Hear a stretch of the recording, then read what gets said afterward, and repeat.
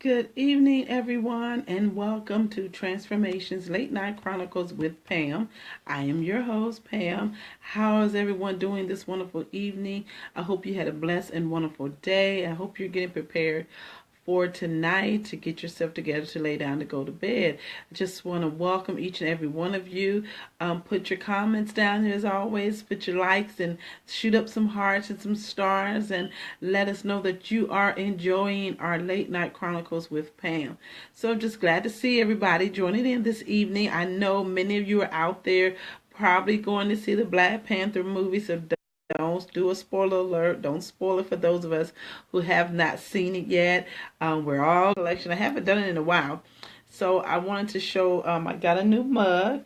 And this one says, do what you love. I hope you can see that. It says, do what you love. So that's a new mug that I have. And those of you know, I'm kind of collecting mugs, and wine glasses is one of my collections, and even t-shirts, gospel t-shirts or t-shirts with words and sayings on them. I don't have one on tonight, but if you have some t-shirts out there you want me to promote, hit me up in the comment button. Let me know. If you have mugs that you would like to either share or you got something you want me to advertise for you, I will be glad to do that. So just hit me down in the comment button. So as I said, it's glad to see everyone. Just seems like we've been gone for a while, but I don't know. I don't think that we've been away too long. Also, I wanted to just to throw out there and talk about, and I know our topic is talking about Master of Disguise, but also they took prayer out of schools years ago, and we need prayer back in schools.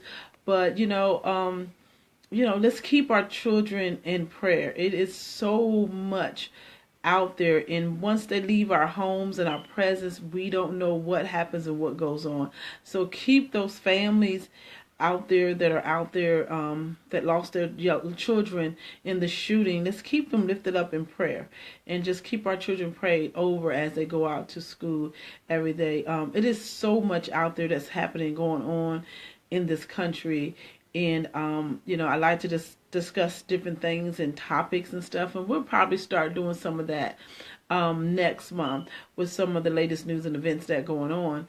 And so I wanted to kind of talk about that a little bit, about finding your purpose, and some of the things that I did to kind of help, because I was also at that point of saying, okay, Lord, what am I called to do? What am I supposed to be doing? Ministry wise, I know, I am a minister. I am an elder. I know that aspect of but far as my natural life and what was going on, it was becoming very hard to figure out what I wanted to do. As it says, a master of disguise. I am a master of a lot of different things. I know how to do many different things. But I sat down one day, and I just wanted to share that tonight, and maybe it can help those of you that are out there, what they business or what they were supposed to be doing. It took a while. So even before you get into the business plan, even before you get into all the other stuff, you got to figure out what is it that you want to do. And a lot of times we have skills to do a lot of things. As I said, I'm going to share a little bit about myself. I was a stay-at-home mom for a long time. And in that time that I was a stay-at-home mom with my kids, I started to watch a lot of shows, HGTV, Martha Stewart, B. Smith. I started watching a whole lot of craft shows and home shows and stuff when I was at home taking care of my kids. And those skills I started to hone in and started to learn how to do different things and how to make things and learn those things, because now those things that I learned, I have learned to know how to pull them in and tie them into my life today. So don't think it's strange when you're at a place in your life and you're doing things, you're trying to figure out, well, I know how to do this, I know how to do that, I know how to do this, I know how to do that, but I know how to do so many things, which is okay. Everything is designed for a reason. God does everything for a purpose. He does not do anything without a purpose. Everything that he does is for a purpose, and there's a reason behind everything that he does. So each one of those things that you do, there's a reason behind it, and run with it, not knowing that it's not even their ideal. It's what God has given you and God has gifted you with. And so if it's God's, it's there to share. So a lot of times people won't share, so you have to dig yourself. So I began to go to the library, I began to research and go online, to go on the computers, take classes. go places and take classes at the community center, take classes at the library. Hi, Micaiah, good to see you. Denise, hi. Dion, see you down there. See you guys know someone else and the name went up. I'm sorry. Good evening, all those who are joining in. So taking classes, volunteering. A lot of people don't want to volunteer. Those are ways of learning how to do different things. When there was free stuff to do that. These are ways that you can find out what you need to do.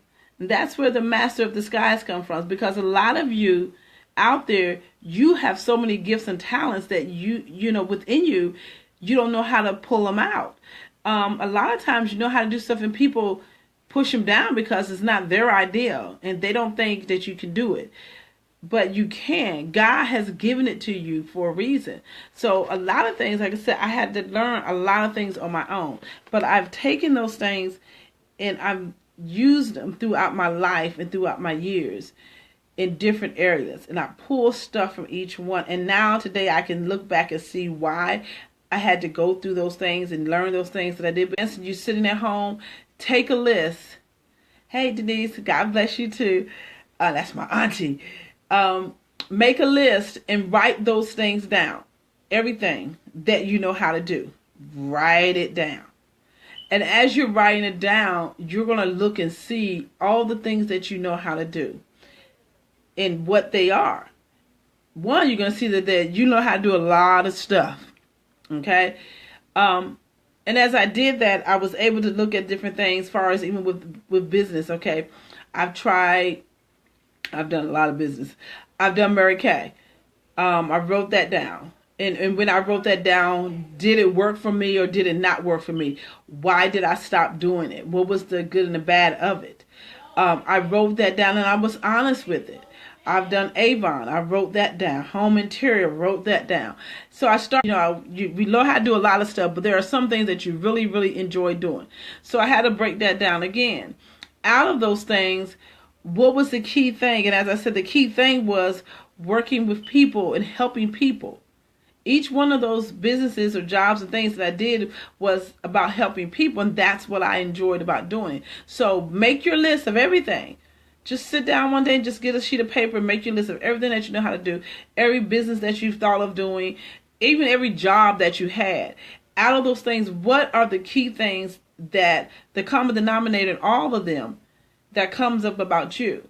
And then you break that list down to another list. And then when you get into your second, a paycheck. And when you can answer that question, you just narrowed in on what's your purpose and what is your gift. Because that is the thing that nobody has to wake you up to do. Nobody has to pay you to do. Nobody beat you down. Now, we want to get some money. Don't get me wrong. But once you narrow it down to that point of saying that is that one thing that I enjoy doing, that when I get up in the morning, I would do it. Nobody has to tell me to get up to do it. I don't need money for it. That is your thing. That is your it. That is what you are called to do. So you have to get yourself to that point. So that's why I said you got to be real and transparent with yourself. You got to break these things down. And you got to, once you break them down, you start to narrow it down to smaller groups. And you're going to finally get to that point. Now, a lot of us, it may not be one thing. And that is okay. And I had to learn that the hard way. A lot of times, business people, entrepreneurs, and a lot of you that are on here now that are business and entrepreneur women, you can probably contest to this, put your thumbs up, put your comments, is that you get a lot of business ideas people and you can't share because they're not going to understand what you're trying to go and what God has given you. And it's okay. It is okay. And sometimes, as I was saying, we want to take everybody with us, but we can't take everybody with us because He didn't give them the vision. He gave the vision to you. So He gave you the idea of that business. He gave you the idea of what, your calling is. And everybody's not going to go with you in your purpose. They're not going to go with you because that is not what God gave them. So I had to learn that also. So as you're making your list and you're going through these things and you're breaking them down, you're going to start to see a comparison, a common denominator. You're going to start to see a difference. And you're going to start to see, now you're narrowing down to what is your purpose? And you're going to start to answer that question. What am I called to do? Now I see it. I'm called to help people. I enjoy helping people. Okay, Lord, so how can I have a business that helps? Is people tell us, oh, you gifted to do this, and you're not. So we become what people want us to be, if you understand what I'm saying. We start to live our lives according to what people want us to be and not what God calls us to be. So now we got to undo and unwind all that stuff, because we are living a life of what everybody else wants us to be. Your mother wanted you to be a doctor. Your dad wanted you to be a teacher. Your sister wanted you to be a veterinarian. Everybody wanted you to be this. Your husband wanted you to be a housewife. Everybody wants you to be something but yourself. And then you find yourself doing all these things. You go to college to be a doctor. Then you find out you don't like being in the hospital dealing with folks and taking blood and all that stuff. You're just not that kind of person. You find out that you're not a people person. As you're doing this, you find out you're not a people person. So you don't need to be in a business or doing your purpose and your call. It may not be with people. You may be the person that works behind the scenes to get things moving. And that is okay. But people will put a business. It's not what God called you to do. It's what for someone else. And God is waiting for you to move out the way so that person can do their job. And then now you do your job. And we all are doing our jobs. So that is so important. One thing and also another thing I learned as I was figuring out what my purpose and call was one of the biggest things, and it was funny to me when I heard this and I thought it was a blessing, is that the main thing when you were young, go back to when you were young. What is one of the things when you were growing up, were you the person that everybody came to for advice? A lot of us as teenagers, if you were, put your thumbs up. You may be the girl at school that everybody came to advice. They wanted to ask your opinion about this. They wanted to ask your advice about this. What should I do? It's this and that. They always came to you for advice. Those are cues. She talks at the wrong time. They try to get her to talk. She talks before everybody else talks and stuff. And she always getting in trouble. My son always said, well, her mouth is going to get her in trouble. Her mouth going to keep her in trouble. We're going to be constantly going to school because she don't know how to be quiet. I told him, I said, that is her gift. She has a gift of gab. She has a gift of talking. Your job is to teach her how to horn in and how to control it and know when to say things in class and when not to say things. But you don't beat her and scold her because she's talking. That's her gift. And a lot of times, like I said, a lot of this stuff starts when we were young. And you're going to start looking back when you were young and you're going to start thinking about, yeah, I did get a lot of whoopings because I was doing this all the time. And I couldn't understand it because that's your natural God-given gift. So her natural God-given gift is talking. And so I told my son, I said, well, you guys need to watch that and guide and direct it as she gets that is talking and telling you. You have the gift within you to do what God has called you to do. Your tools are right there.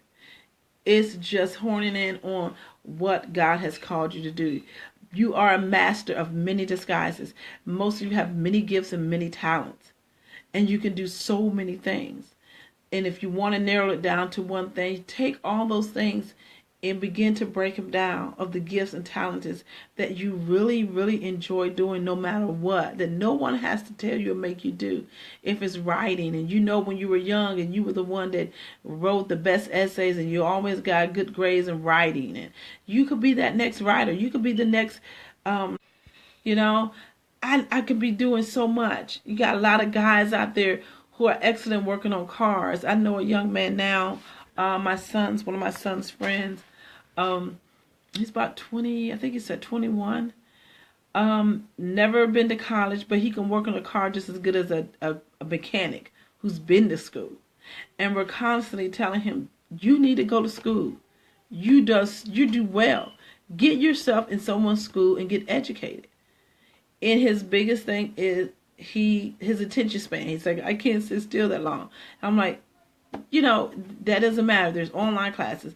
You let the people know. You let your teachers know they will work with you, but you have a gift. Your gift is working on cars. You've never been to school. He works on cars as if he's been to college and got a degree or whatever and working on auto mechanics. And he's never been in a day in his life. He's only 21. He does better more in that. And if you got any comments down there, if any of this is hitting home or helping you, or someone that it may help, put some comments down and put some thumbs up, throw me some hearts so I can see those coming up, that we're talking about something that is a blessing to you And if you even want to share some things that you did to figure out what your purpose is and what your calling is, share that so someone else can be blessed. That's what we're all about here, transformation, transforming lives. Last thing before I close out, a lot of us, and we see the young men out there, and I always tell them, some of the drug dealers, I'm like, wow, you guys are gifted. You can go out here and stand on the corner and sell and hustle drugs. You have a gift. It takes a lot to be able to stand on the corner and count money. That's being an accountant. You're selling a product, you learn how to market it. You get to do something the right way, the legal way, and make money that way, more money than what you're doing out here on the street. So, if you know someone, even someone in your family, and you're out there and you see these young men and young women doing these things, they have a lot of gifts and talents, but they haven't tapped into them yet. And, if you can help them figure out, if you can stand there all day and hustle drugs and count money right off the top of you. A lot of us can't even count money without having a calculator. Math is not my forte. But they can sit there and count money and market stuff, distribute it. Those are skills. But they just got to know how to channel those skills into different areas. So we all are masters of disguises. And our disguises are different skills that we have, different talents we have. There are gifts that we have. And it's just learning how to, because now you're tapping into what your gift is and what your calling is. Because we all have a calling, we all have a gift. God has given each and every one of you a gift. And it's a matter of tapping into it and doing what God has called you to do. And that is where your happiness and your joy comes from. And it's not going to happen overnight. It's going to take some time for a lot of you and a lot of us. A lot of us is taking most of our lives to figure out what we're called to do and what we like to do. And it may not be working on those jobs. And it may be your job. Your job may be that thing. And if it is, that is wonderful. So help someone else to get to that place. Help someone else be the next poet, the next author, the next salesperson. If you know what you're doing, and that is what God called you to do. And bless someone else.